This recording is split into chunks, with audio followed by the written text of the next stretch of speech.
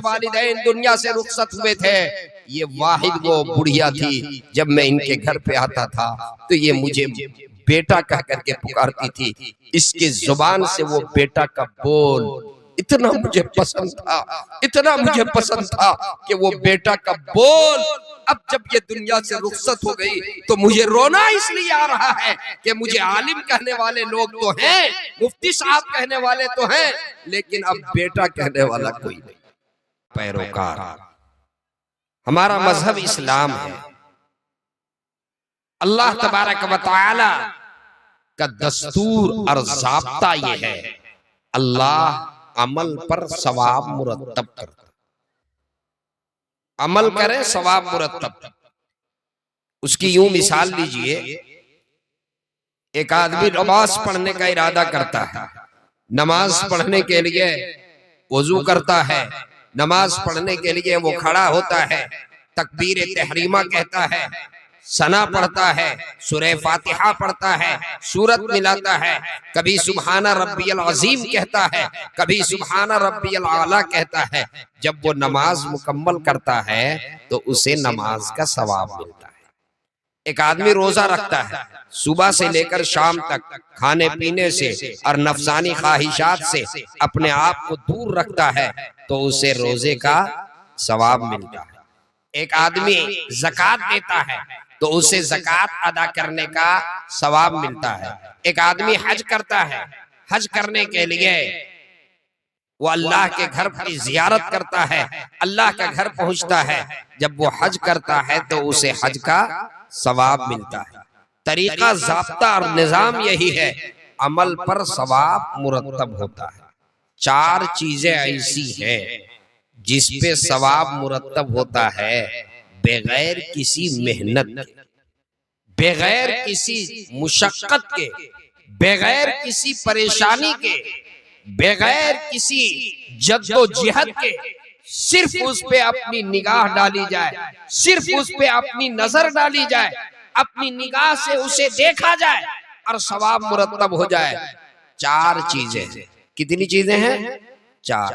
अगर आप इजाजत दें तो चारों बयान करके जाऊंगा, लेकिन इससे पहले ये वादा कीजिए कि वो चार चीजें जो मैं बयान करूंगा इंशाअल्लाह आज से और इसी मजलिस से और इसी वक्त से इंशाअल्लाह उस पे अमल शुरू कर देंगे, करेंगे इंशाअल्लाह।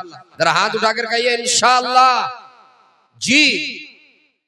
पहली चीज, उलमा स्टेज पर हैं, उलमा तो समझ गए, आपको मैं समझाऊं। अन-नज़्र इला काबत इबादतुन, काबतुल्लाह शरीफ जिसे अल्लाह का घर कहा जाता है, काबतुल्लाह शरीफ जिसे अल्लाह का घर कहा जाता है। अल्लाह के घर को देखना सवाब है। एक आदमी हज के लिए जाता है, हाजी साहब हज के इरादे से घर से निकला, अभी खाना काबा में वो दोगाना नमाज अदा नहीं किया, अभी वो हजरे अस्वद को बोसा नहीं दिया, अभी खाना काबा का वो चक्कर नहीं लगाया, अभी तवाफ काबा नहीं किया, अभी हजरे अस्वद को बोसा नहीं दिया, अभी वो मुल्तजम से नहीं चिमटा, अभी सफा मरवा के दरमियान सई नहीं किया, अभी रमिए जिमार नहीं किया, अभी वुकूफ अरफा नहीं किया, हाजी हज के लिए गया है, उसकी पहली निगाह बैतुल्लाह शरीफ के ऊपर पड़ती है, निगाह पड़ती है, सवाब मुरत्तब हो जाता है। अल्लाह के घर को देखना सवाब। नंबर 2, अन-नज़्र इलल आलिम व फी रिवायत अन-नज़्र इलल आलिम तक़ी, परहेजगार आलिम को देखना सवाब है, मुत्तकी आलिम को देखना सवाब है। आलिम जिनके सीने में कुरान और हदीस का इल्म है, उलमा जिनके सीने में कुरान और हदीस का इल्म है, अहलुल्लाह साहिब निस्बत जिनके सीने में अल्लाह की खशियत, अल्लाह का खौफ, अल्लाह का डर है, ऐसे आलिम दीन को देखना सवाब है, उलमा को देखना सवाब है। मुझे याद आया एक बहुत बड़े साहिब निस्बत आलिम दीन बुजुर्ग गुजरे हैं, हजरत बायजीद बुस्तामी अलैहि रहमा। एक रोज वो चले जा रहे थे रास्ते में। आज चौराहों में कुछ लोग बैठे रहते हैं। दो नौजवान एक चौराहे पे, दो नौजवान बैठे हुए आपस में गपशप कर रहे थे। एक ने दूसरे की तरफ देखा, पूछा, ये बताओ, अरे ये कौन जा रहा है, तुम इसे पहचानते हो? कहा कि हाँ हाँ, अरे ये अहलुल्लाह है, ये एक आलिम है, ये साहिबे निस्बत बुजुर्ग है। जब इसको मालूम हुआ तो टिकटिकी लगा करके उनको देखा और उस वक्त तक देखता रहा जब तक कि वो दाएं या बाएं मुड़ नहीं गई, देखता रहा। इत्तेफाक से जब उस नौजवान का इंतकाल हुआ तो किसी ने उसको ख्वाब में देखा। पूछा, ये बताओ तुम्हारे साथ क्या मामला हुआ, तुम्हारे साथ क्या हश्र हुआ, क्या मसला रहा? उसने कहा, बहुत दुश्वार मरहला था, बहुत कठिन मरहला था। बज़ाहिर कोई ऐसा अमल नहीं था जिस अमल की वजह से अल्लाह रब्बुल इज्जत के यहाँ मेरी मग़फ़िरत होती। बस एक छोटा सा अमल, एक छोटी सी अदा, बज़ाहिर जिसकी कोई हैसियत मेरी नजर में नहीं थी, आज उस अमल की वजह से अल्लाह के यहाँ मेरी मग़फ़िरत का ऐलान हुआ, मेरी मग़फ़िरत का फैसला हुआ। वो अमल किया, वो अमल ये कि एक रोज मैं चौराहे पे बैठा हुआ था और मेरे सामने से एक आलिम दीन का गुजर हो रहा था, एक अहलुल्लाह का गुजर हो रहा था। जब मुझे पता चला कि ये आलिम दीन है, ये अहलुल्लाह है, ये साहिबे निस्बत बुजुर्ग है, तो मैंने उनको टिकटिकी लगा करके देखा और उस वक्त तक देखता रहा जब तक कि वो दाएं या बाएं मुड़ नहीं गए। मैं उनको देखता रहा, मोहब्बत की निगाह से मैंने उनको देखा। अल्लाह रब्बुल इज्जत ने फरमाया कि चूंकि तुमने मेरे मुकर्रब बंदे को, मेरे चहीते बंदे को, जिसके दिल में कुरान और हदीस का इल्म था, शरीयत का इल्म था, तुमने उस पे मोहब्बत की निगाह डाली। आज तुम्हारे इस अमल के वजह से मैंने तुम्हारी मग़फ़िरत का फैसला कर लिया। सुभान अल्लाह। तो मेरे दोस्तों, उलमा से मोहब्बत करेंगे नहीं इंशाअल्लाह, उलमा से ताल्लुक रखेंगे नहीं इंशाअल्लाह। जी, उलमा से मोहब्बत कीजिए, उलमा से ताल्लुक रखिए, उलमा के पास बैठिए, उलमा के पास सीखिए, उलमा से शरीयत सीखिए, उलमा किराम के पास ज्यादा से ज्यादा वक्त गुजारिए। देखिए आपके सामने यहाँ पर दर्जनों उलमा मौजूद हैं। आपके गांव में एक नहीं, चार चार मसाजिद हैं माशाअल्लाह, और बाकमाल, बासलाहियत, इस्तेदाद उलमा यहाँ पर मौजूद हैं, जो आपकी मस्जिदों के इमाम और खतीब हैं और दीगर उलमा हैं। आप उलमा से ताल्लुक रखिए, आप उलमा के पास बैठिए, आप उलमा की जरूरत का ख्याल कीजिए, आप उलमाए किराम और उलमाए किराम से, हर लाइन से उलमाए किराम से आप रहनुमाई लीजिए।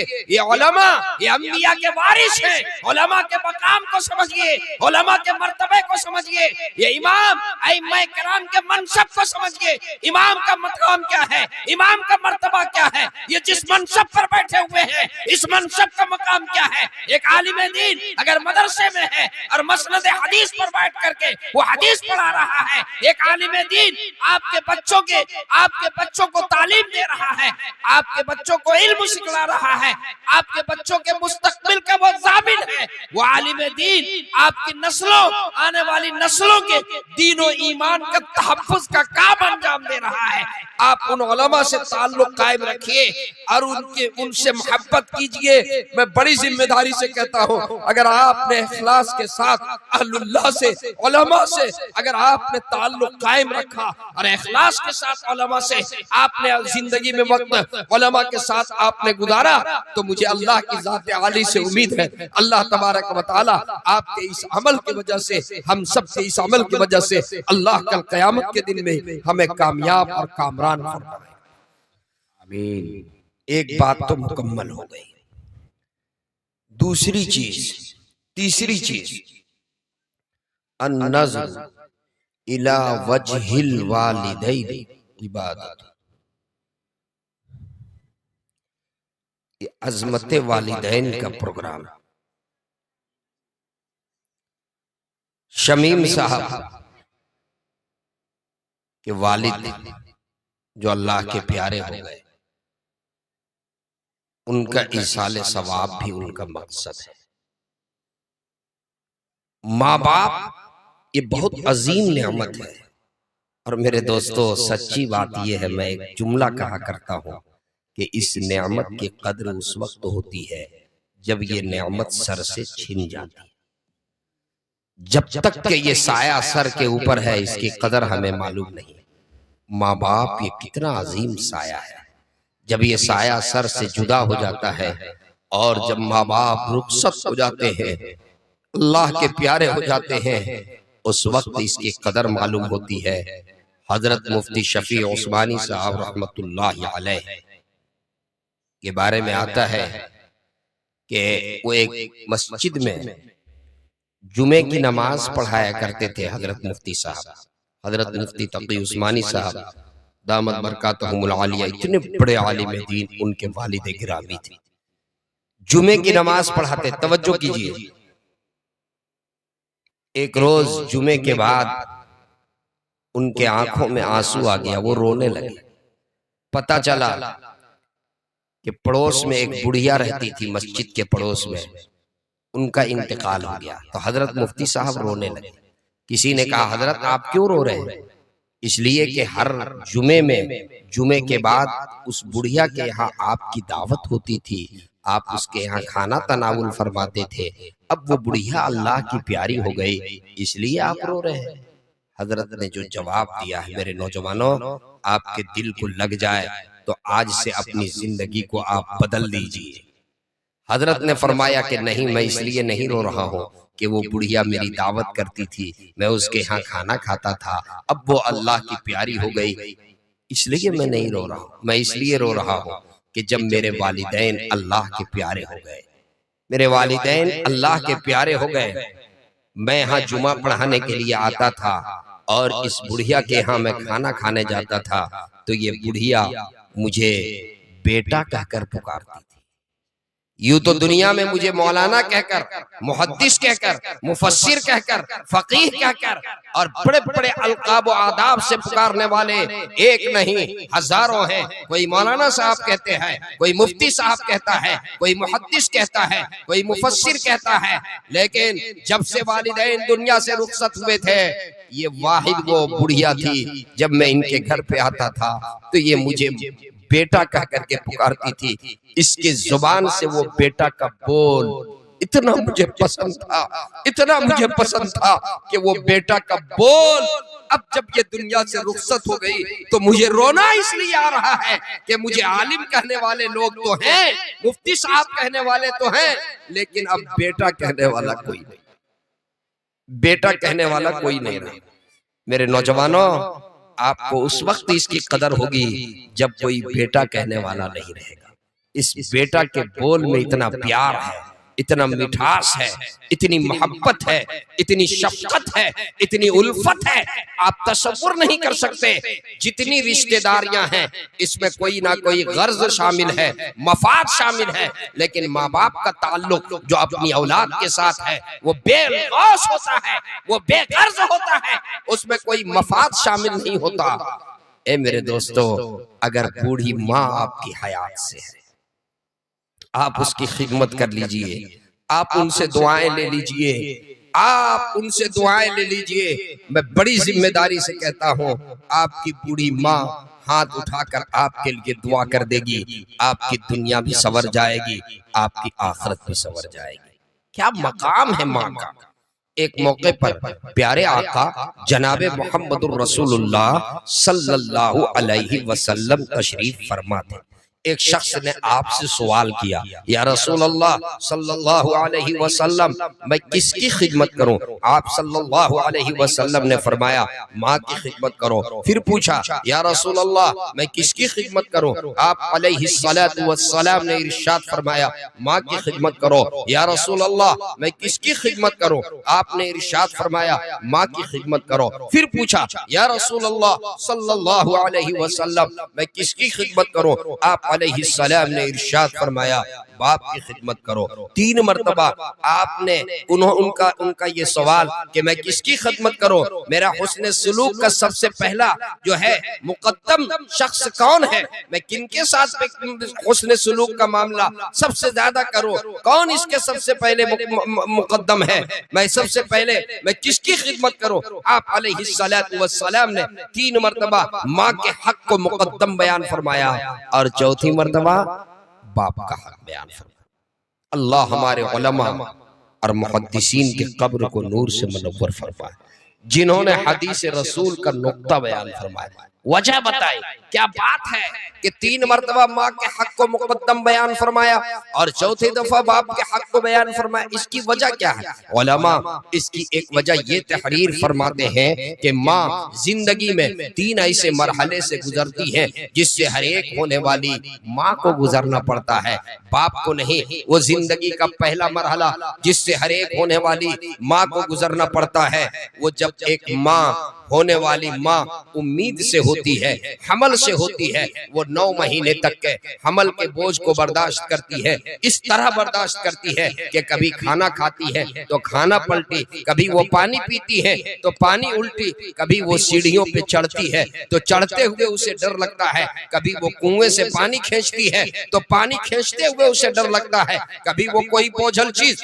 अपने सर पे उठाती है तो उठाते हुए डर लगता है। अरे ये तो दूर की बात है, वो लेटती है तो करवट लेते हुए भी उसे डर लगता है। ये जिंदगी का वो मरहला है जिससे हर एक होने वाली माँ को गुजरना पड़ता है। ये जिंदगी का वो मरहला है जिससे हर एक होने वाली माँ को गुजरना पड़ता है। और जिंदगी का वो दूसरा मरहला जिससे हर एक होने वाली माँ को गुजरना पड़ता है, वो बच्चे की विलादत का मरहला है, बच्चे की डिलीवरी का मरहला है। ए मेरे नौजवानों, एक होने वाली माँ जो 9 महीने तक के हमल के बोझ को बर्दाश्त करती है, माँ के दिल की ये आरजू होती है, माँ के दिल की ये तमन्ना होती है, माँ के दिल की ये ख्वाहिश होती है कि मेरा होने वाला बच्चा चांद जैसा मेरा बेटा, मेरा लख्ते जिगर होगा, मेरा नूरे नजर होगा। मैं अपने बेटे को अपने छाती से लगा लूंगी, मैं उसे दूध पिलाऊंगी, मैं उसे बोसा दूंगी, मैं कभी उसके पेशानी को चूमूंगी, मैं कभी उसके लबों को चूमूंगी। वो मेरा बेटा, वो मेरा लख्ते जिगर जब पढ़ने के लायक होगा तो मैं उसे मकतब में पहुंचाऊंगी, मैं उसे मदरसे में पहुंचाऊंगी, मैं उसे स्कूल तक के पहुंचाऊंगी, मैं अपने बच्चे को तैयार करूंगी, मैं उसे यूनिफॉर्म पहनाऊंगी, मैं उसके लिए टिफिन तैयार करूंगी। मेरा बच्चा पढ़ने के लिए मकतब जाएगा, मैं राह तका करूंगी। जब मेरा लख्ते जिगर पढ़ करके आएगा तो मैं बाहर निकल करके अपने बेटे को उठा लूंगी, अपने गोद में लगा लूंगी और अपने आंचल से निकाल करके और अपने बेटे को मैं मिठाई पेश करूंगी। ऐ मेरे लख्ते जिगर, ऐ मेरे नूरे नजर, तू स्कूल से पढ़ करके आया, तुझे भूख लगी होगी, ऐ मेरे नूरे नजर, ये लो तुम्हारे लिए मैंने मिठाई का इंतजाम किया है, वो मिठाई मैं पेश करूंगी। और फिर वो मेरा बच्चा पढ़ते पढ़ते पढ़ते पढ़ते जवानी के दहलीज पे कदम रखेगा। जब पढ़ लेगा और जवान हो जाएगा तो एक दिन वो भी आएगा जब मैं अपने बच्चे को अपनी निगाहों के सामने दूल्हा बनता हुआ देखूंगी। ये हर एक होने वाली माँ की ख्वाहिश होती है, एक होने वाली माँ की ये दिल की आरजू होती है। और मेरे दोस्तों, ए मेरे क्या नाम है गांव का, शहराज के नौजवानों, आपके सामने कभी ऐसा वाकया जरूर पेश आया होगा, एक होने वाली माँ जो इतनी सारी आरजुओं के साथ 9 महीने तक हमल के बोझ को बर्दाश्त करती है। जब 9 महीने के बाद वो अपने उस बच्चे को जन्म देती है, उस बच्चे को छाती से लगाना तो दूर की बात है, उसको दूध पिलाना तो दूर की बात है, उससे प्यार करना तो दूर की बात है, उसे मकतब और स्कूल पढ़ने के लिए भेजना ये तो दूर की बात है, और उसको दूल्हा बनते हुए देखना ये तो बड़े दूर की बात है। वो होने वाली माँ जो 9 महीने तक के इतनी परेशानियों के साथ और इतने जज्बात और इतने एहसासात और इतनी तमन्नाओं के साथ 9 महीने तक के वो हमल के बोझ को बर्दाश्त करती है। 9 महीने के बाद जब वो अपने उस बच्चे को जन्म देती है, बच्चे को प्यार करना तो दूर की बात है, वो अपने उस बच्चे को देख भी नहीं पाती और उस दर्द की कैफियत को वो बर्दाश्त नहीं कर पाती और वो बेचारी अल्लाह की प्यारी हो जाती। बच्चा जिंदा है, माँ अल्लाह की प्यारी हो गई। वो होने वाली माँ, मेरे दोस्तों, मेरे नौजवानों, इतनी सारी आरजुओं को दिल में सीने में दफन अल्लाह की प्यारी हो जाती है। ये जिंदगी का वो दूसरा मरहला है जिससे हर एक होने वाली माँ को गुजरना पड़ता है, और जिंदगी का वो तीसरा मरहला जिससे हर एक होने वाली माँ को गुजरना पड़ता है, वो बच्चे के विलादत के बाद 2 साल तक के अपने जिस्म के जौहर को बच्चे को दूध की शक्ल में पिलाती है, खून को दूध की शक्ल में बच्चे को पिलाती है 2 साल तक। मुद्दत रिज़ात जो है 2 साल, इस तरह से दूध पिलाती है, इस तरह से बच्चे की परवरिश करती है कि बच्चे को गर्मी लगती है तो माँ अपने आंचल से उसे होंकती है, सर्दी लगती है तो माँ उसे अपने आंचल में छुपा लेती है। बच्चा पेशाब कर देता है, भीगे हुए बिस्तर पे माँ सोती है और सूखे हुए बिस्तर पे बच्चे को सुलाती है। बच्चे को बुखार लगता है, माँ बेचैन, बच्चे को सर्दी लगती है, माँ बेचैन, बच्चे को की तबीयत बिगड़ती है, माँ बेकरार हो जाती है, उलमा से के पास जाती है, डॉक्टरों के पास जाती है, कहीं दवा के लिए जाती है, कहीं दुआ के लिए जाती है। ऐ मेरे नौजवानों, 2 साल तक के वो इस तरह से मेहनत और मुशक्कत के साथ अपने बच्चे की परवरिश करती है। ये जिंदगी का वो तीसरा मरहला है जिससे हर एक होने वाली माँ को गुजरना पड़ता है। इसलिए हम सबके आका, दो जहां के सरदार जनाब मुहम्मदुर रसूलुल्लाह सल्लल्लाहु अलैहि वसल्लम ने इरशाद फरमाया, माँ की खिदमत करो, माँ की खिदमत करो, माँ की खिदमत करो।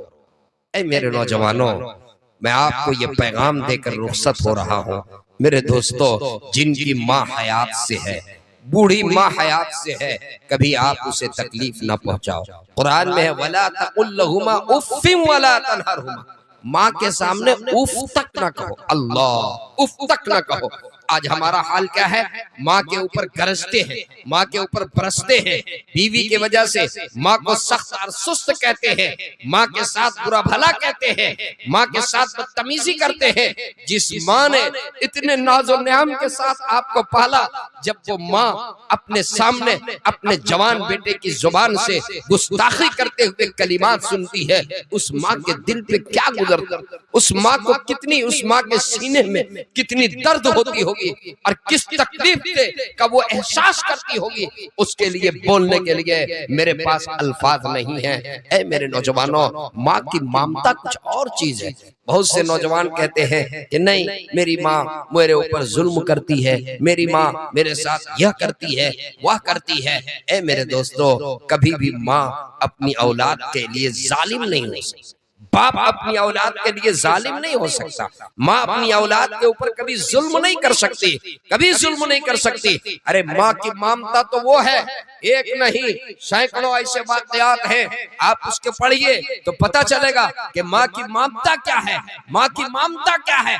माँ अपनी औलाद से कैसी बेलौस मोहब्बत करती है, माँ अपनी औलाद से कैसी बेलौस ताल्लुक रखती है। आपने नाम सुना होगा, बहुत बड़े इमामुल आबिदीन व जाहिदीन हजरत मालिक बिन दीनार रहमतुल्लाहि अलैह। जी, हजरत मालिक बिन दीनार रहमतुल्लाहि अलैह, जरा तवज्जो कीजिए।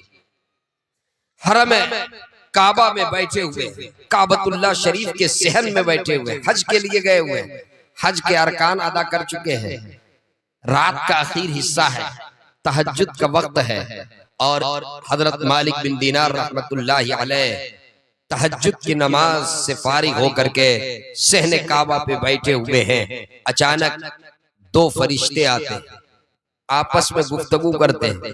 एक फरिश्ता दूसरे से कहता है, इस साल 4 लाख लोग हज में आए, सबका हज कबूल हुआ, सिर्फ एक शख्स का हज कबूल नहीं हुआ।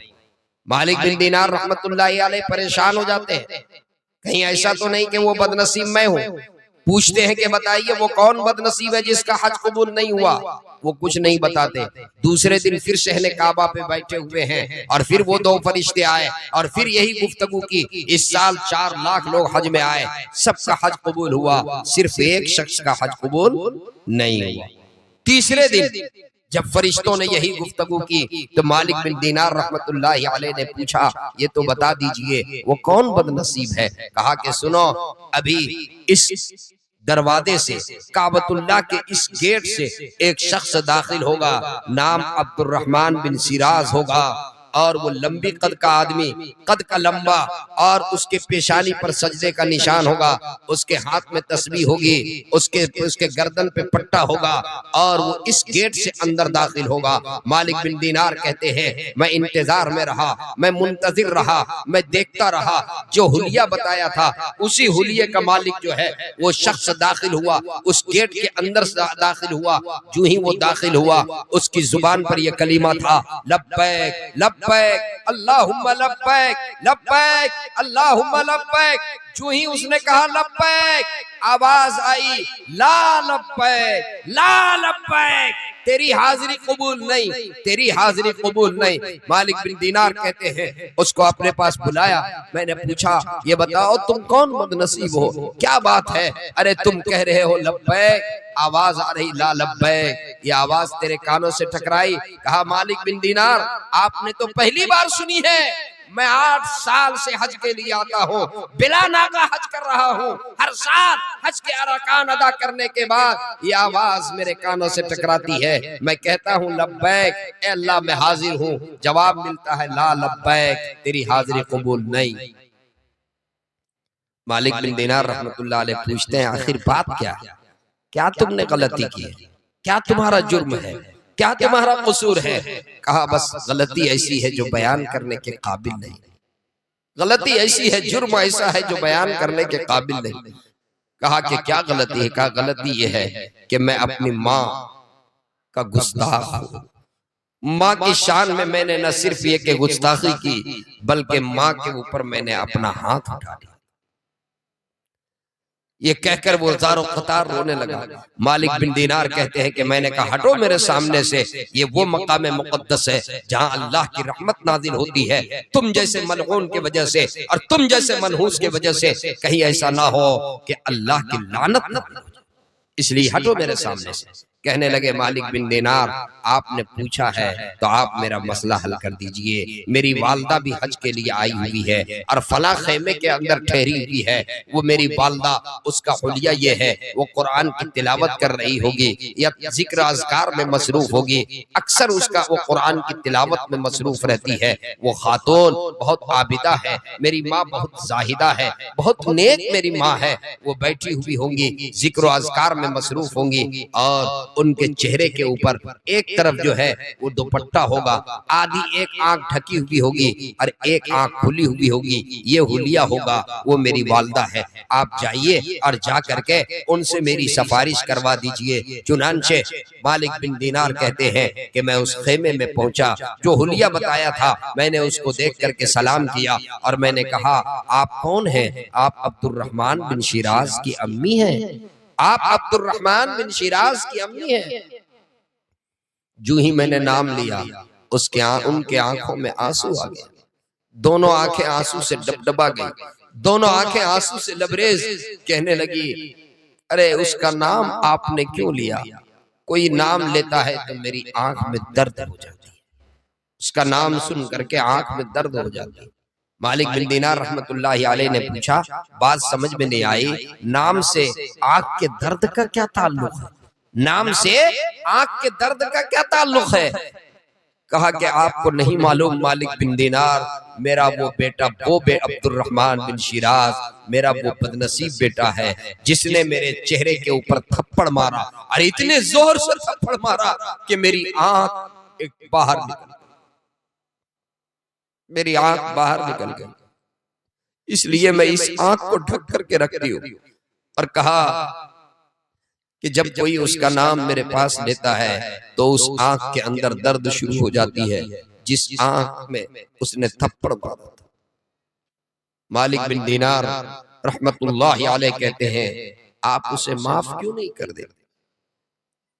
वो माफी के लिए परेशान है और मैं उनके तरफ से सफारिशी बन करके आया हूं, आप उसे माफ कर दीजिए। माँ की ममता देखिए, कहने लगी मालिक बिन दीनार से कहने लगी मालिक आप उनके तरफ से सफारिश कर रहे हैं, वो खुद नहीं आ सकता मेरे पास, वो खुद चल करके मेरे पास नहीं आ सकता, मालिक बिन दीनार रहमतुल्लाहि अलैह गए और उनसे कहा कि चलो जल्दी से। अब्दुर्रहमान बिन शिराज मालिक बिन दीनार रहमतुल्लाहि अलैह की उम्मीद दिलाने पर फौरन दौड़ते हुए वो वहां पर पहुंचा और अपनी वालदा के पास जाकर के और सलाम मोहब्बत पेश किया।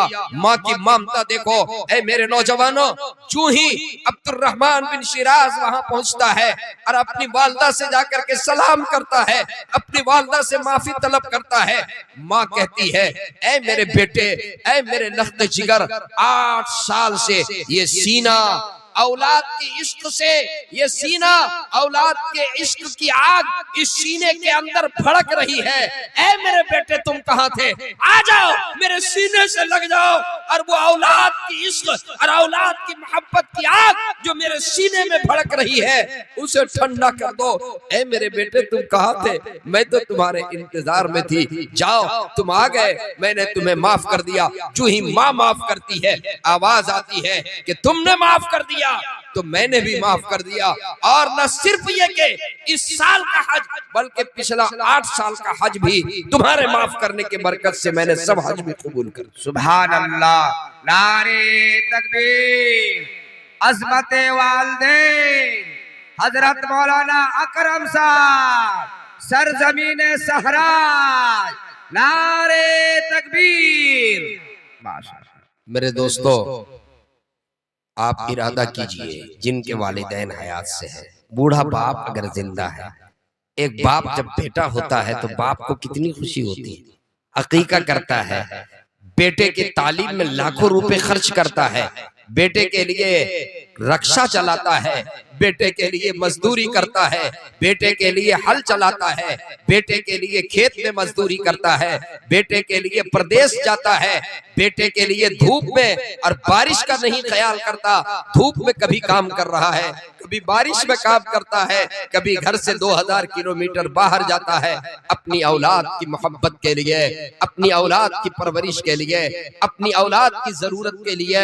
एक बाप न जाने किस किस दर पे जाकर भटकता है, कहां कहां नौकरियां करता है, कैसी कैसी परेशानियां झेलता है एक औलाद के लिए। लेकिन जब वही औलाद जब जवानी की दहलीज पे कदम रखता है और वो बाप जब बुढ़ापे को पहुंच जाता है और उसे लाठी के सहारे की जरूरत पड़ती है और उसे अपने औलाद की मोहब्बत और अपने औलाद की जरूरत पड़ती है, वो बूढ़ा बाप वो घर के अंदर नहीं बल्कि दरवाजे पर, वो गली में बैठा रहता है कि मेरा बेटा शाम को बाहर से घर आएगा तो वो मेरे पास बैठेगा, 10 मिनट मेरे पास बैठेगा, मुझसे मेरी तबीयत पूछेगा, मुझसे मेरी जरूरत के बारे में पूछेगा, मेरी मिजाज पुरसी वो करेगा, मेरे सामने वो 10 मिनट बैठेगा। लेकिन वो बेटा वो शाम को घर आता है और बाइक से नीचे नहीं उतरता, वो बाइक के साथ अंदर दाखिल हो जाता है और वो अपने बेडरूम में चला जाता है और बाप का ये जज्बा सीने में दफन रहता है, बेटा पूछने के लिए नहीं आता। फिर सुबह बाप इंतजार करता है कि शायद रात को मेरा बेटा थका मांदा आया और मेरे पास नहीं आया, आज सुबह मेरे पास वो आएगा। लेकिन फिर सुबह जो है बेटा अपनी तैयारी करके और फिर वो निकल जाता है और बाप चश्मा ऊपर नीचे करके और बेटे की राह देखता रहता है। मेरे दोस्तों, क्या ये हकीकत नहीं है कि जिस बेटे के लिए उसने लाखों रुपए खर्च किया, जिस बेटे के पढ़ाई के लिए उसने इतनी सारी परेशानियां बर्दाश्त की, जिस बेटे की तरबियत के लिए उसने मजदूरी की, उसने रक्षा चलाया, उसने धूप और बरसात में भी बाहर में काम किया, उस बेटे के पास इतना टाइम नहीं है कि वो अपने बाप की खैरियत पूछ सके, अपने बाप के पास 5 मिनट बैठ जाए। बाप का पांव दबाना तो दूर की बात है, बाप के सर पे मालिश करना तो दूर की बात है, वो बाप की खैरियत पूछने के लिए भी तैयार नहीं है। ऐ मेरे नौजवानों, क्या ये हकीकत नहीं है?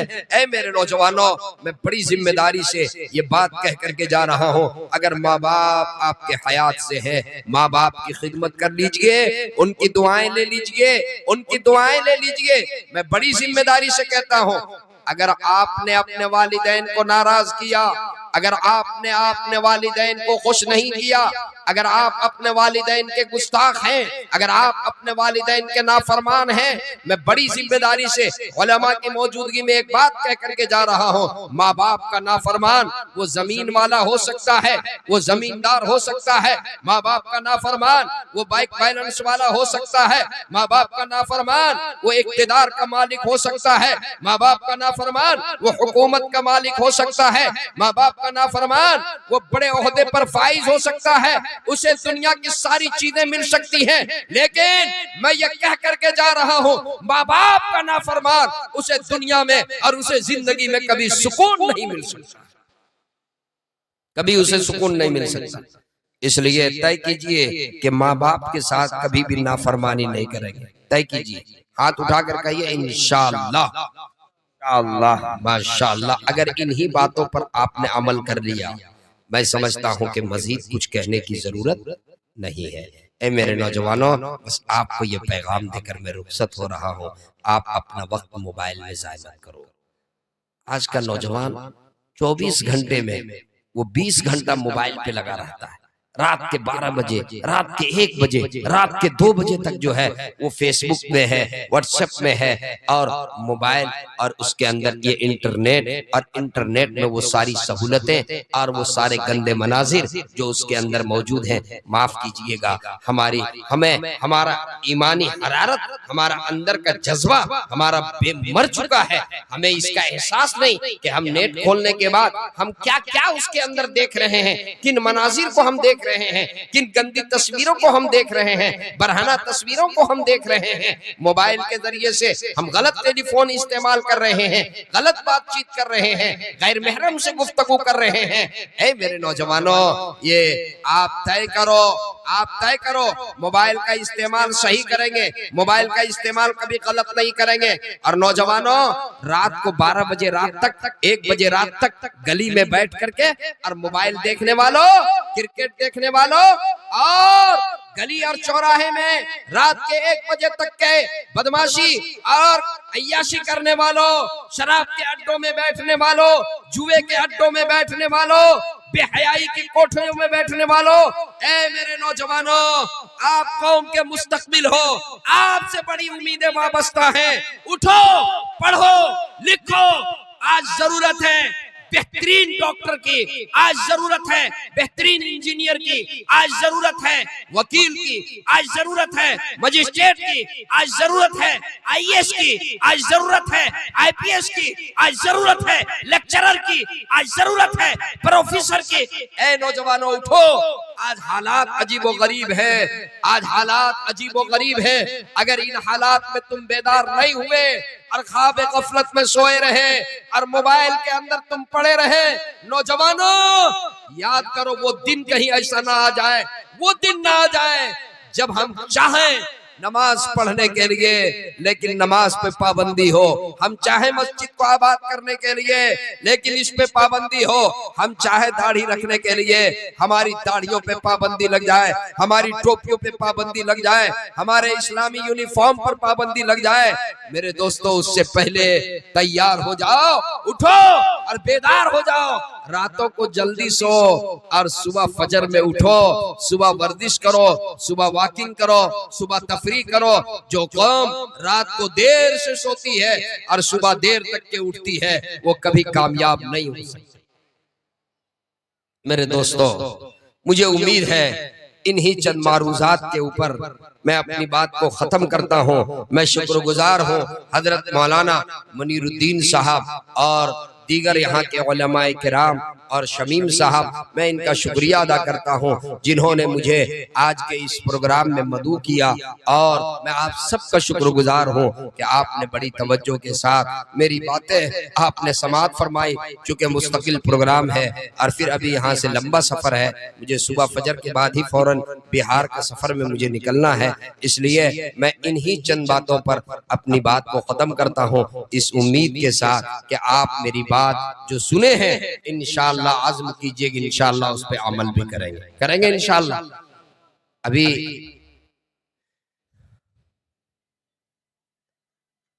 हम सब इलेक्शन के दौर से गुजरे, इलेक्शन हो गया माशाअल्लाह और सरकार भी बन गई गठबंधन की माशाअल्लाह।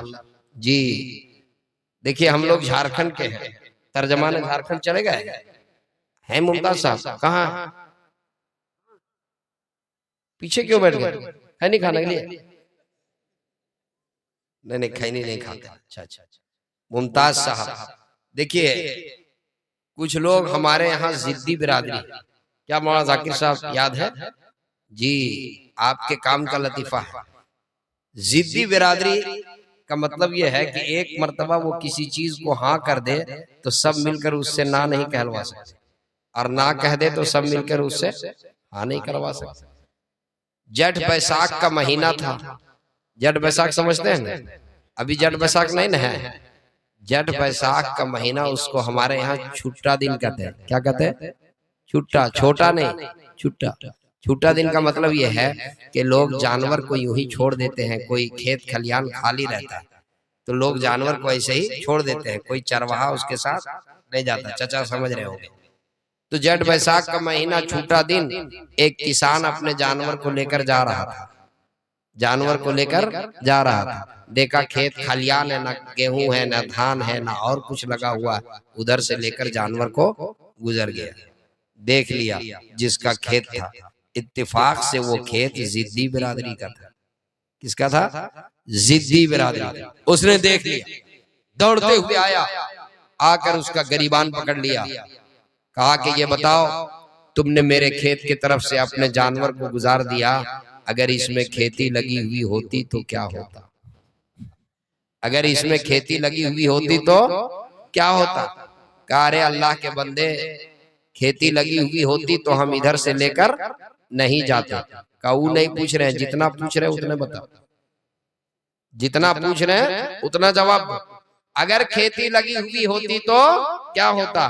कहा अरे पागल कहीं के, हम नाबीना हैं, हम अंधा हैं, दोनों आंख है, खेती लगी हुई होती तो हम इधर से नहीं जाते। का वो नहीं पूछ रहे हैं, जितना पूछ रहे हैं उतने जवाब दो। ठेठ जबान में क्या कहा उसने? ठेठ जबान में, यहाँ की जबान में, कि तू हमर खेता दुकुर अपन गरुएन पार कर दे, अगर खेती लागल रहतले तो की होतला है? कतले लागल रहतलो तो ना पार करते, लिखो ना पूछ रही, जितना पूछ रही उतने जवाब दे। दोनों बात बढ़ गई। वो खेत के आर पर खड़ा था, आर पर, आर समझते हैं ना? वो उसको धक्का दिया, जोर से गुस्सा आया तो धक्का दिया, वो आर के पीछे गिरा, उठा, कहा चल गांव में फैसला करेंगे आप मुखिया जी के पास। गए, हर गांव में एक मुखिया एक सरपंच, कहा मुखिया साहब फैसला कर दीजिए। कहा क्या हुआ? कहा देखिए अजीब पागल आदमी है, अरे आजकल जेठ बैसाख का महीना, खेत खलियान खाली, हम अपने जानवर को लेकर जा रहे थे, बिला वजह हमसे झगड़ा कर रहा है और पूछ रहा है कि तू हमारे खेत की तरफ से अपने जानवर को क्यों लेकर गए? खेती लगी हुई होती तो आज क्या होता?